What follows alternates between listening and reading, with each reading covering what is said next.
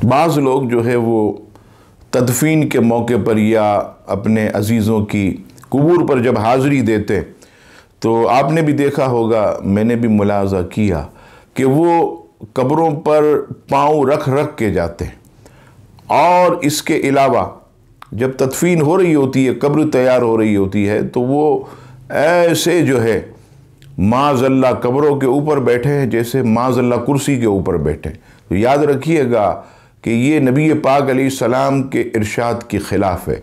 चुनाचे मुस्लिम शरीफ किताबुल जनाइज़ में हदीस पाक हदीस नंबर 971 सैयदना अबू हुरैरा रज़ियल्लाहु ताला अन्हु इस हदीस के रावी रसूलुल्लाह सल्लल्लाहु ताला अलैहि वसल्लम ने इरशाद फरमाया, अगर कोई एक अंगारे पर बैठे और उसके कपड़े जल जाए और उसकी खाल तक पहुँचे तो भी बेहतर है कि वो कब्र पर ना बैठे। अल अमान वल हफीज़, यानी नबी पाक सल्लल्लाहु ताला अलैहि वसल्लम सख्त जो है वो कलिमात इरशाद फरमाते हैं कि अंगारे पर बैठे, कपड़े भी जल जाएं, खाल तक पहुँचे तो भी बेहतर है कि कब्र पर बैठे। यानी क्या मतलब कि कब्र पर बैठना इस कदर जो है मुसलमान की तौहीन है कि जैसे ज़िंदा आदमी की तौहीन करना, ज़िंदा मुसलमान की तौहीन करना जिस तरह सख्त गुनाह, उसी तरह उसकी कब्र की भी बेहुरमती करना